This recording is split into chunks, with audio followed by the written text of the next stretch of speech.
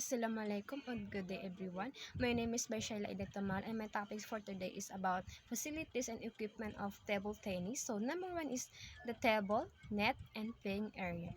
The table is 9 feet long, 5 feet wide, and 2.25 high. A 6-foot long net divides the table in the middle. The playing area should be spacious with hard, non-slippery floor. The table net and playing area are important because they provide a standard setup for the game.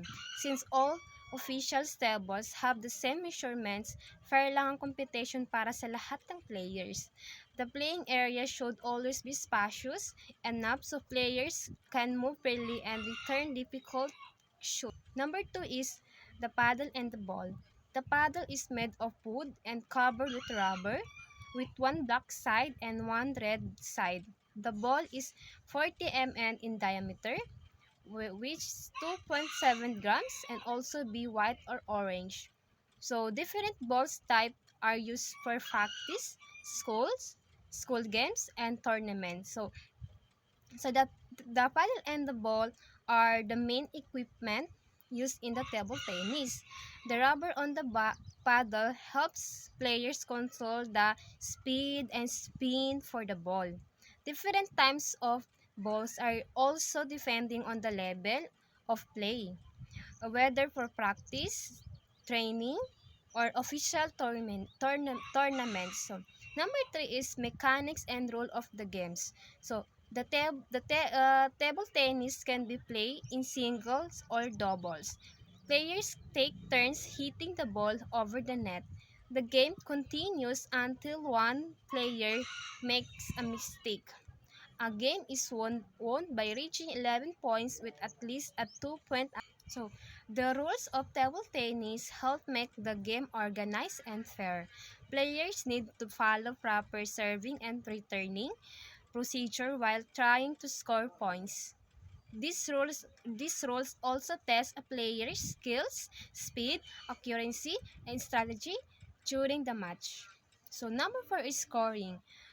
Fails to hit the ball. So, kapag hindi natamaan ng player ang bola, automatic na may point ang kalaban. So, number 2 is fails to toss the ball for at least 6 inches high. So, sa pagsiserve, kailangan mahihagis ang bola nang hindi bababa sa 6 inches. Kapag mas mababa rito, fault ito. Number 3, tosses the ball with cup hand. Kapag nakapatong ang bola sa open palm, kapag naka-up cup or nakasara ng kamay, illegal serve ito.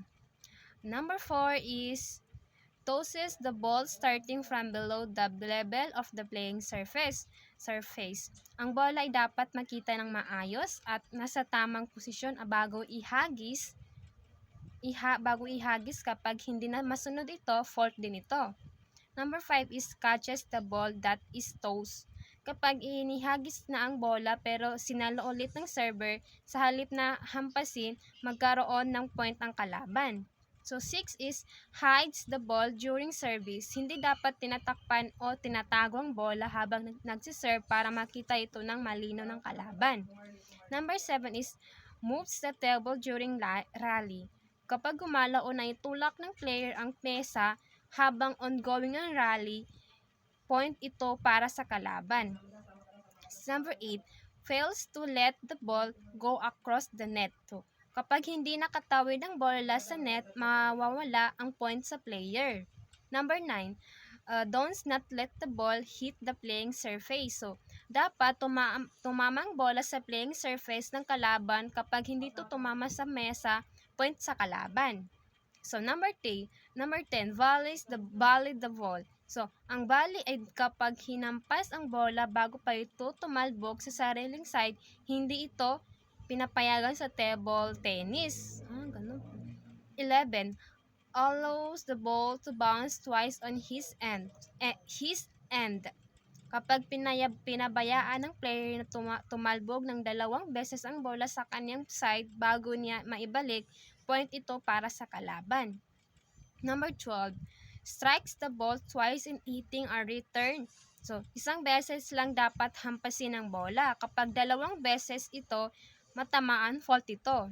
So, number 13, strike the ball out of turn in double. Sa doubles, kapag sa pilitan ang pagpalo ng magkampi, kapag maling player ang tumama sa bola, magkakaroon ng point ng kalaban.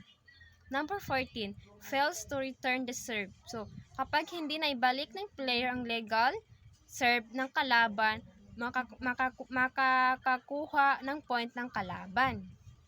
So, number 5, the expedite system. The expedite system is used after 10 minutes of play. If no players has reached 18 points, players then alternate serves every point.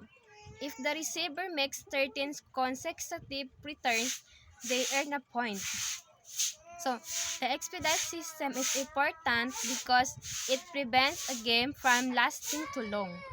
It encourages players to be more aggressive and more quicker plays. This helps keep the match moving and makes the game more exciting for both players and spectators. Number 6, serving.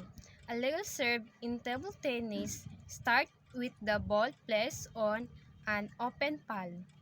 The ball must be tossed at least 6 inches high and hit so that it bounces first on the server side and then on the receiver side. In doubles, the ball must land on the right half of both sides of the table. So, serving is important because it starts every rally in the game. A player must follow the proper serving rules to make the game fair for both sides. A good serve can also give the server an advantage by making it difficult for the opponent to predict the speed, direction, or spin of the ball. That's why serving is considered one of the basic but important skills in table tennis. Number 7, returning. A return is valid when the ball passes over or around the net and lands on the foot of the opponent's side of the table. The ball may touch the net as long as it still lands correctly. Sa returning is an important skill in table tennis because it keeps the rally going. A player needs a good timing, focus, and quick flexible to return the ball successfully. A strong return can also help the player gain control of the rally and create opportunities to score points. The better a player returns the ball, the higher and the chance of winning the game. Number 8, LEDs. During service, the ball touches the net assembly as it passes over it, provided that the service is illegal. So, kapag nag-serve ang player at tumama ang bola sa net pero legal naman ang serve at nakatawid pa rin ng tama sa side ng kalaban, it is considered a let. Uulitin lang ang serve at walang points na ibibigay. 2. The service is given when the receiving player team is not ready, provided that neither of the opponents try to return the ball. Kapag nag-serve agad ang player pero hindi pa pala ready ang receiver at hindi naman ito sinubukang ibalik ang bola, it is considered a let. Ulitin lang ang serve. Number 3. Failure to make legal service or a legal return or otherwise to conform with the laws is due to an interruption outside the control of the player. So, kung may nangyaring interruption na wala sa control ng player tulad ng biglang disturbance o anumang hindi inasang pangyayari, maaring ideklarang let ang rally at uulitin ito. Number 4, play is interrupted by the game officials. So, dito is kapag pinatigil ng umpire or game officials ang laro dahil may kailangan i-check o ayusin, magiging let ang rally at uulitin ng points.